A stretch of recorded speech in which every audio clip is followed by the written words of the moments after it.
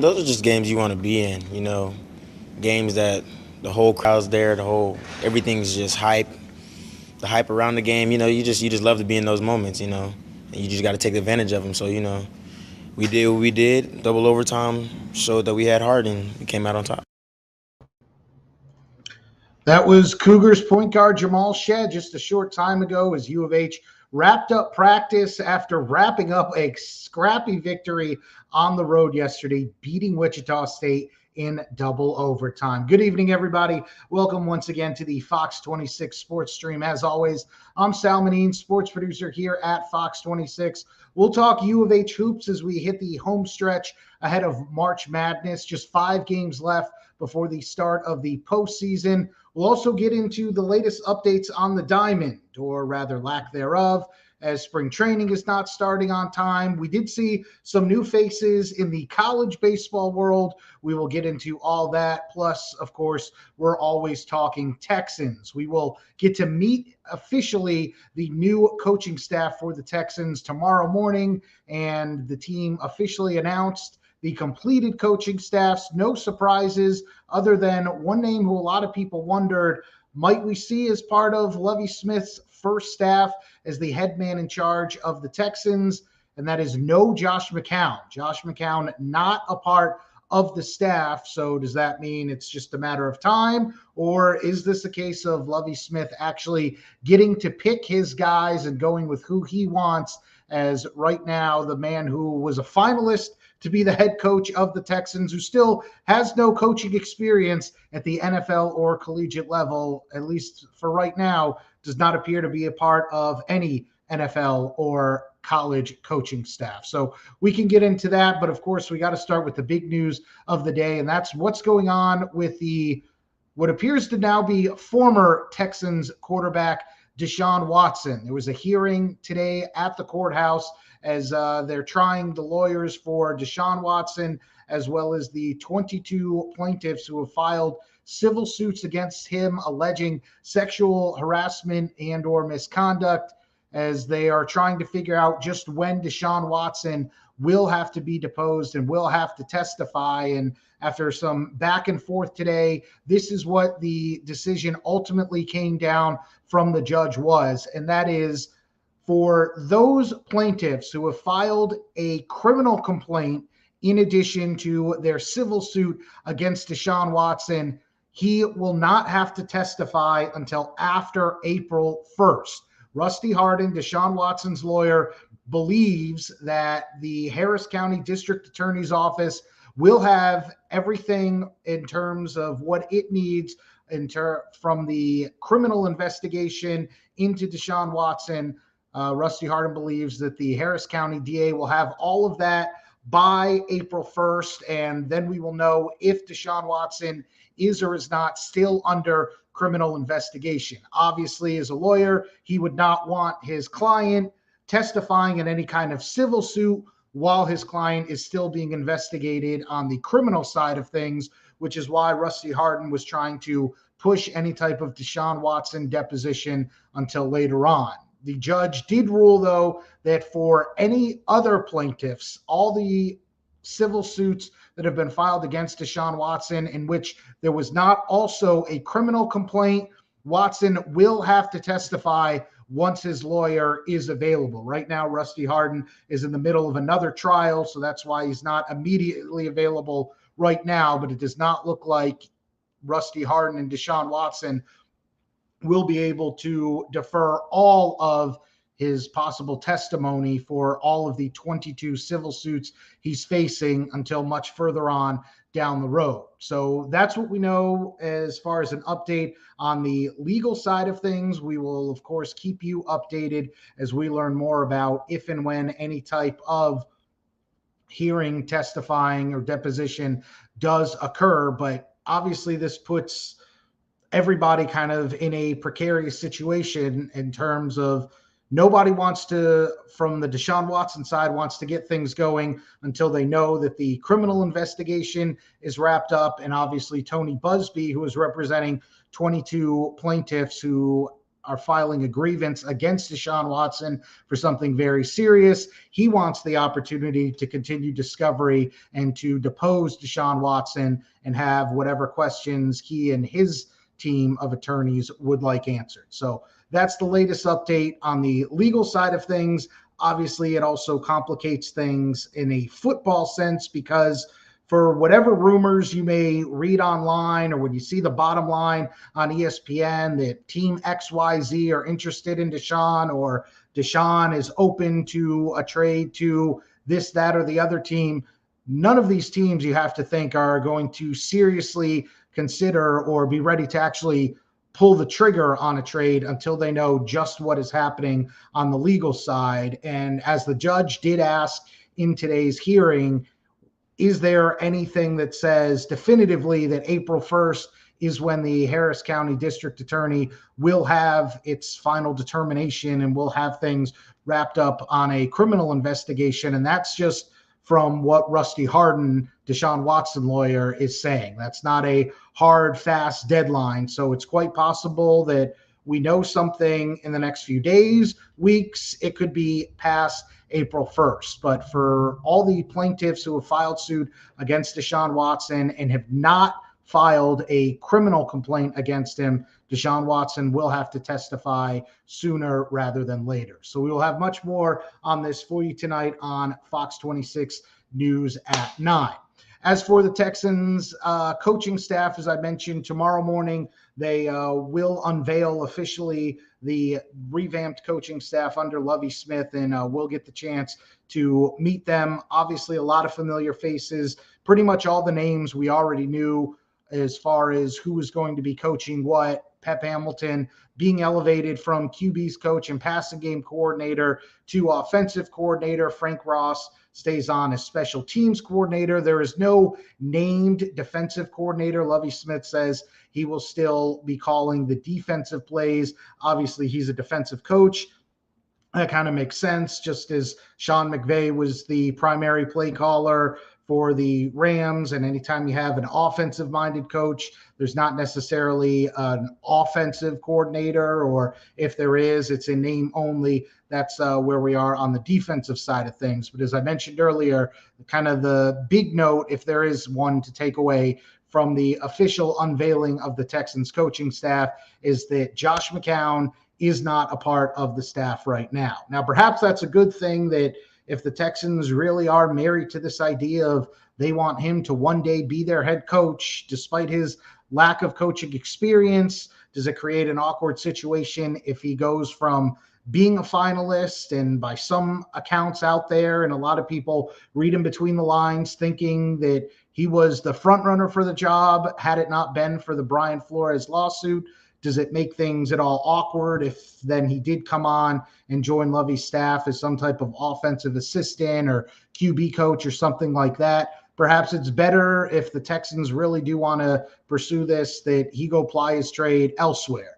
But the big thing is, if the Texans are going to one day hire Josh McCown, and perhaps you're like me, that you're still scratching your head and going, why Nick Caserio? Is this something that you really want to stake your career as a general manager on, is bringing in Josh McCown as the guy who's never coached before to take over and be a head coach? If that is what you want to do, then let him go get experience somewhere. And if Josh McCown is serious about one day being a head coach, it would be nice to see him go coach in the NFL or high college ranks somewhere before he possibly interviews for the Texans job yet again, because he's interviewed 3 times in 1 calendar year. So who knows what the future may hold. So, of course, we will have updates on that for you tomorrow. As always, make sure you're following our sports director, Mark Berman, for the most up-to-the-minute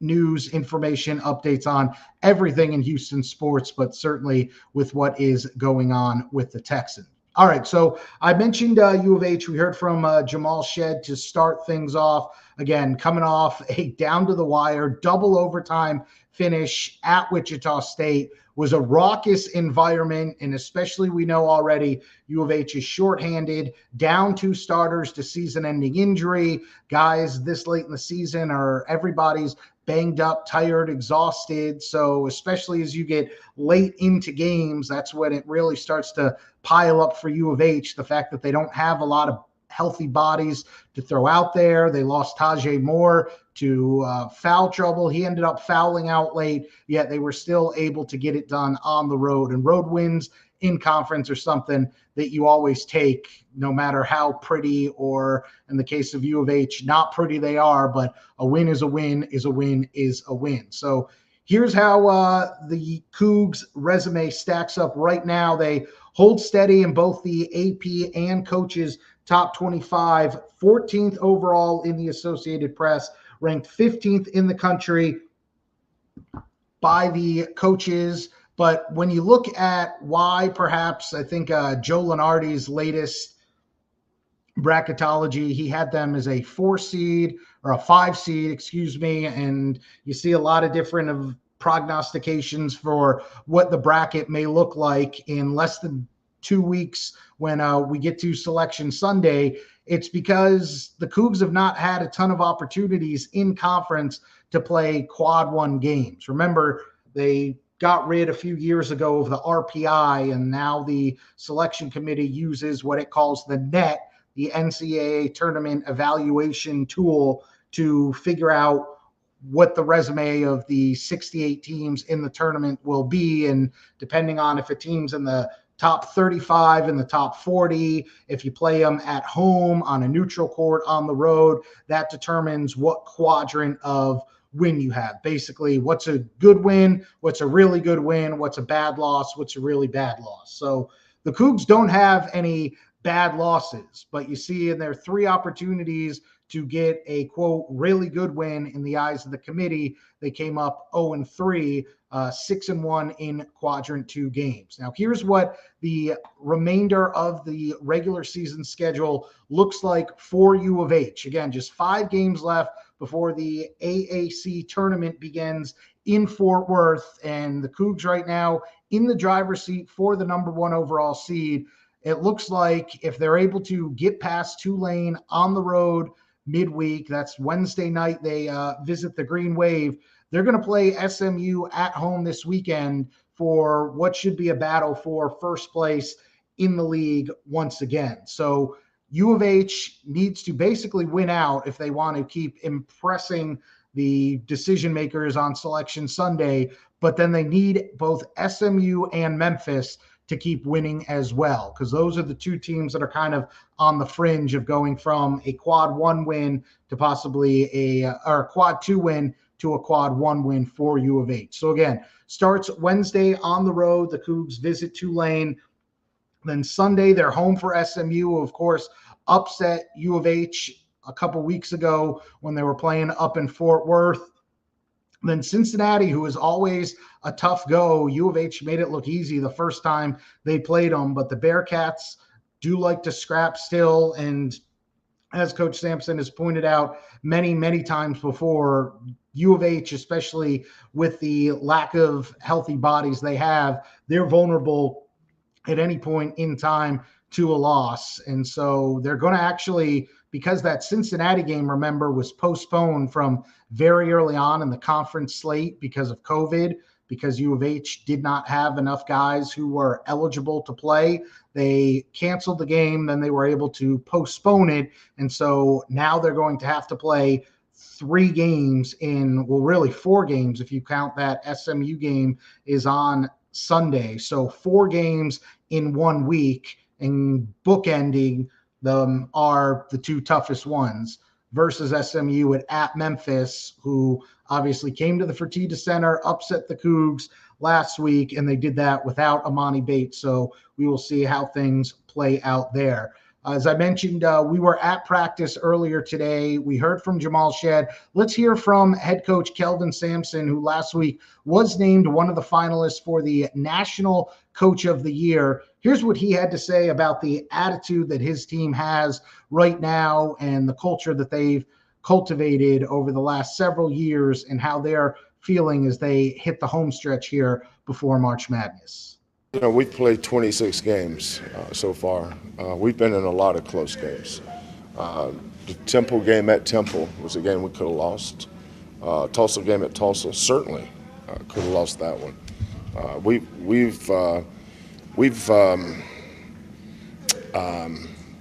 I think our resolve, our been just resilient.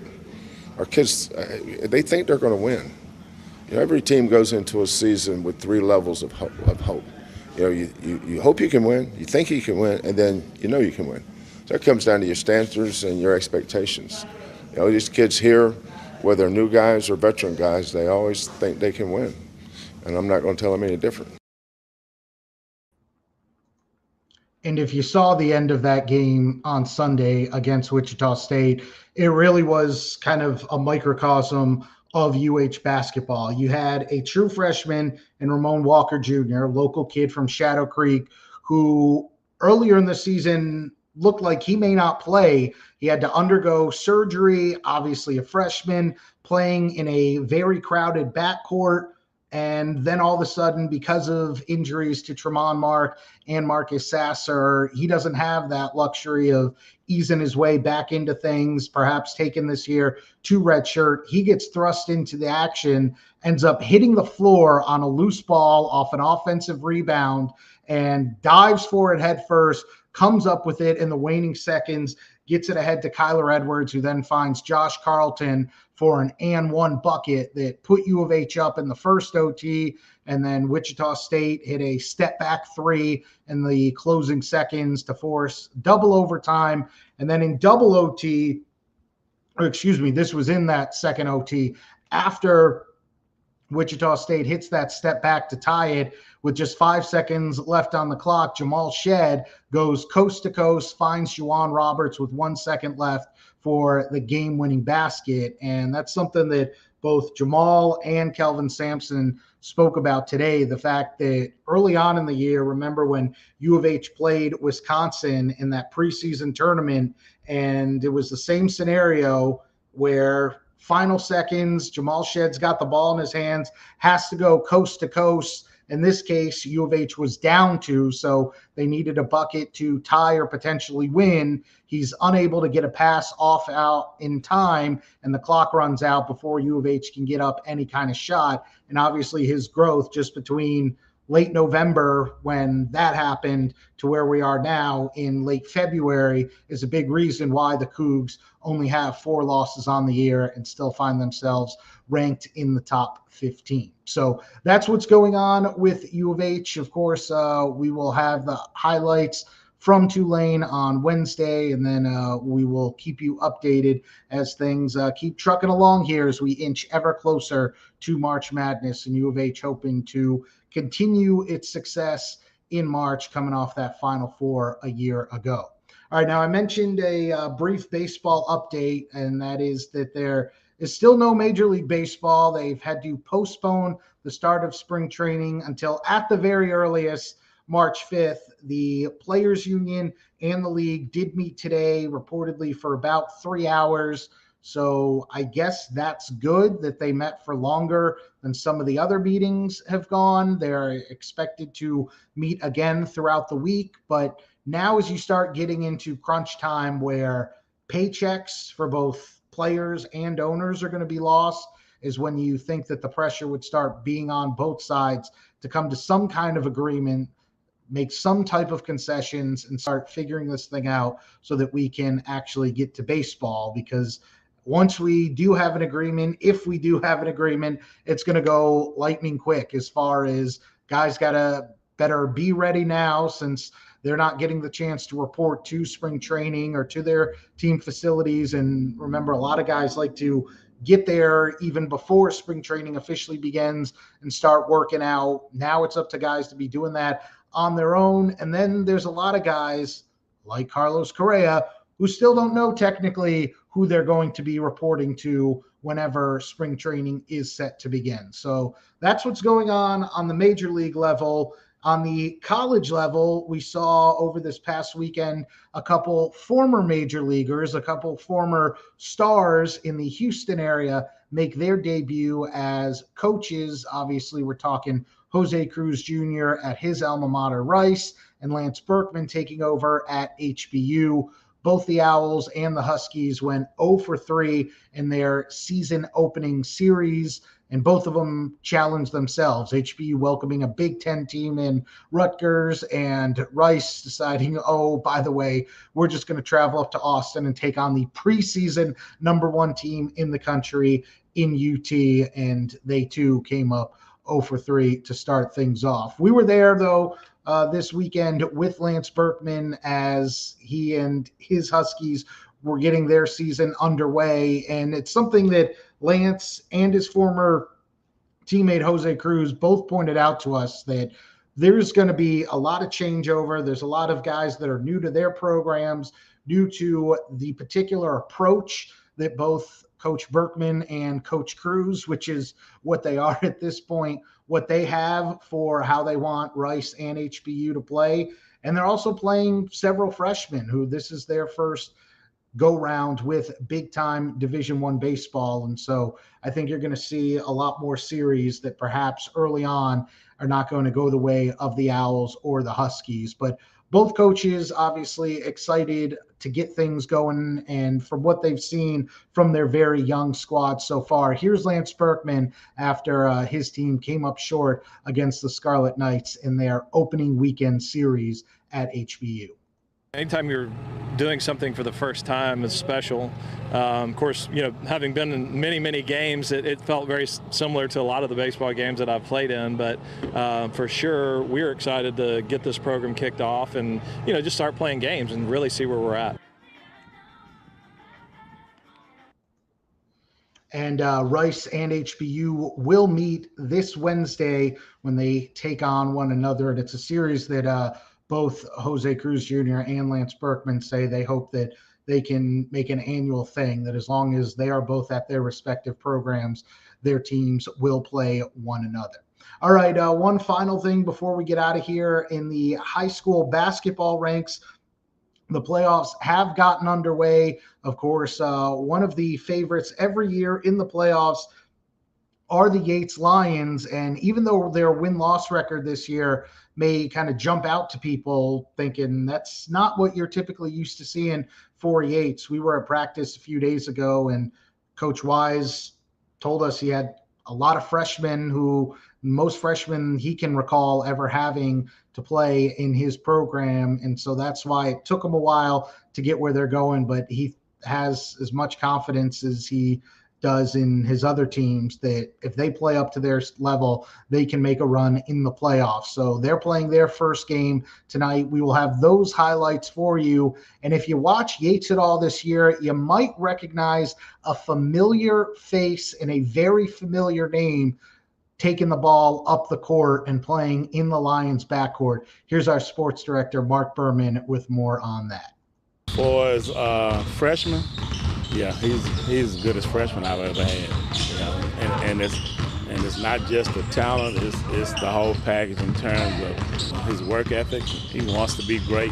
Calvin Murphy III, or Trey, has the stats as a freshman that shows he can be special, averaging nearly 18 points a game, 6.2 assists, and nearly 4 steals. Wise used to watch Chris Paul when he was Calvin III's age and believes there's a comparison. I tease him a lot that he reminds me of Chris Paul, so I send him some video.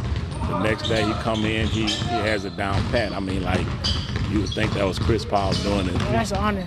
That's an honor. I didn't even know he said that's an honor. What do you think about that? That's kind of that's cool. Impressive, right? Yeah, that's cool. Cause what Chris Paul has been able to do for his whole career, I'm saying, in the NBA, that's an honor.